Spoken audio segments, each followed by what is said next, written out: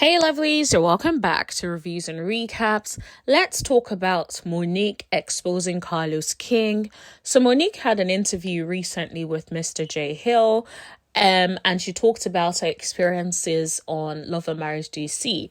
The interesting part is a lot of her experience on Love and Marriage DC has a lot of parallels with Melody Cherie's experience, at least from what we as the viewers are seeing. I also thought it had a little bit of a parallel with Mariah Hawk from Married to Medicine. So we're going to talk about it. But before that, please make sure you hit that like button and hit that share button. And subscribe if you haven't already, and let's get into it. First thing I want to say is Monique did not mention Carlos King's name. However, if you watch the interview for yourself, you will know she is referring to Carlos King because she talks about this person reaching out to her and selling the whole idea of the show to her. She talks about he came onto her on some black excellence, come over here, those white producers over at Bravo, they don't really get you. They like to do a lot of scripting, all that kind of stuff. Come, let us follow the natural,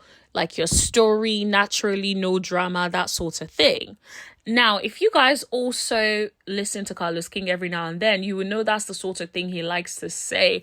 We don't edit. We basically follow the natural progression. It's not scripted, all that kind of stuff. So that basically sounds like Carlos to me. There ain't nothing anybody can tell me. That is Carlos King. She said she was so shocked because she believed it, and it was like she was completely shocked about the way she was portrayed on the show. It was portrayed like she was an angry black woman. They showed all her reactions, but did not give context to her reactions. She said something that I was like, wow, that is crazy. She's like, he did me worse than the white folks. Imagine pitching something to somebody and you do the entirely opposite thing and treat them worse than where they were coming from. So at that time, I'd never watched Real Housewives of Potomac, so I didn't know Monique was there, but I heard that a lot of people loved Monique over on Potomac. And so it was interesting how I'm watching Love and Marriage DC, and I'm thinking, who is this woman? Why is she so angry? What is going on? Bear in mind that I didn't have the context of the Real Housewives of Potomac. So I was just like, what is going on? Is she not attracted to him? Does she like her husband? But I remember a friend of mine who watches Potomac was saying that she loved Monique on Potomac, but now she doesn't know what's going on with her and she just can't get behind her. I was like, okay, interesting. So she had something to compare both Monique's to. But for me, I was watching Monique for the first time and thinking, who the heck is this? But I get what she means by there was no context to it. It just seems like she was angry at her husband and her husband was doing everything to try to fix it. Now, that said, I did get even through the screens that it seemed that the husband was very laid back and she wanted more proactiveness. So I can see how that can cause like a bit of a divide. Also, sorry I keep referring to him, Chris, as her husband. I just remembered that they are actually divorced now. One other thing that she mentioned that I thought was interesting was that she basically casted the show. She was the one that found every other person and brought the show to those people. She put the cast together for the first season and practically produced the first season, including the intro music at the start. And I'm thinking, imagine what you were told that would make you go all this way, go out of your way to find a assembled cast and do all of these things, only to then see your portrayal and it's like night and day, and it was nothing like what you were promised. That is terrible. And I feel like it has parallels to Melody Cherie because Melody Cherie pretty much put the cast together and see how they treat her. Same thing as what Monique said. Monique said some of the cast were grateful and some were not. Now, of course, we don't expect you to every single time, oh, thou art the great Monique that gave me a job. No. But there should be a level of respect there. And I feel like it's very terrible how people do that to people who give them opportunities. You do not have to be buddies or friends with these people. But just because someone gave you an opportunity that you needed at the time, there should be a level of respect. There should be a level of appreciation. Think about Mariah Huq. Mariah Huq was treated badly by the rest of the Married to Medicine cast, even though she brought them together. And they have a check because of her. I feel like the love of money is the root of all evil. Some of these people get in positions, they get the money, they get the fame, and then they feel like, who cares? I'm going to make new friends anyway. There is no loyalty to someone who has helped you, who gave you that opportunity. If the person decided to behave the way you behave, you would not have that opportunity. I don't know why people don't think about things like that. It feels like it finally is explaining a lot of the things. Because when I was watching the show, I was just like, why is she so angry? What is going on? Is this who she is? Did something happen? It just felt like there's a lot of context that we were missing. And it just makes me feel like there's sometimes when we see a reaction from Melody or we don't see a reaction. But what we don't know is the gaslighting that could be going on with the rest of the castmates. We don't know the conversations that came up, the context. Remember, a lot of the things that we know and the context we know about Love and Marriage Huntsville, we only know that because of people like us, the content creators who are doing their research and putting out content outside of the actual show. Because if we decide to stick to the show, we would be missing a lot of context. I think because the bloggers, we were not really as interested in Love and Marriage DC, that is probably why we were not able to get down to the bottom of some of these things. Rather than with Love and Marriage Huntsville, we see all these things that play out on social media, we capture them on our shows. We put it out there so people know what's going on and people understand the context. So when they watch the shows, they're watching it with context. You guys know I always say I feel like Carlos has not understood balance of these shows.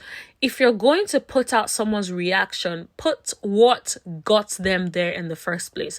Let's be honest. There are still people that will think they're overreacting. So you will still get a mix of people who would be on one side or the other. I also had another thought, and I'm thinking, was this Carlos's plan all along to try to frame Monique? Because Monique said she feels like her name was just used to gain audience for Love and Marriage DC, which I believe it was, because when they were doing the promotions, she was used a lot to promote the show.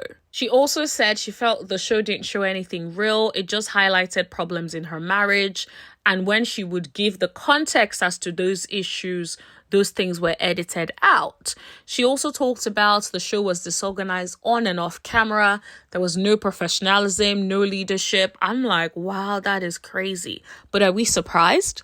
No, we're not. Because if a leader and someone who is meant to be professional has a show calling out the cast of his show every week, is that truly a good leader? If we have a leader who defends selective people versus others, is that a good leader? If you have a leader who has selective outrage whenever it pleases him, is that really a good leader? No, it's obvious that that is toxic. So I wasn't surprised at all to hear Monique say those things, but it made me think, do you think that that was Carlos's plan all along? Bring her, use her to get the audience for Love and Marriage DC, and then make it difficult for her to stay. I feel like that could be a part of it, because it feels like they've used Melody to start the show, bring the cast, all that kind of stuff, use her storyline to gain popularity.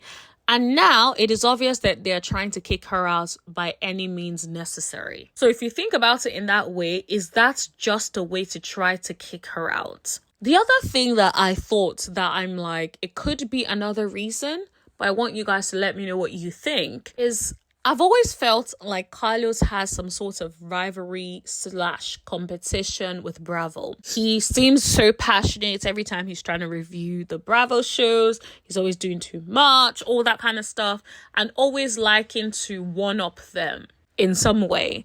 So it made me think, like, could it be that that is what he was trying to do with this Monique situation by pulling Monique, since she no longer wants to be on Bravo, pull her into OWN TV, use her, and then show her as the complete opposite of Bravo, to further push the agenda that Bravo is more of a scripted show versus him, who actually follows people in their real lives, and then there is natural drama as opposed to a more scripted thing. I'll be honest, I don't put it past him, but I think that would be weird if you're moving around like that as a producer.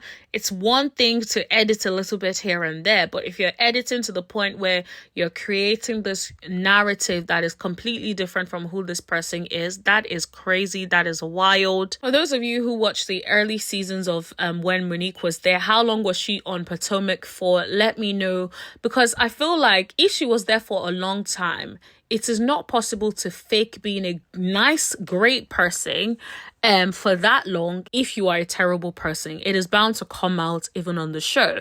So the fact that she was a fan favorite then, was it for a long time, and then now moved to being the most hated on the show. Like I said, as someone who hadn't watched Potomac at the time, and I haven't watched the earlier seasons of Potomac anyway, but as someone who hasn't watched Potomac at the time, I feel like I understand why anyone would think Monique was the drama. Monique was a problem. I felt that way as well.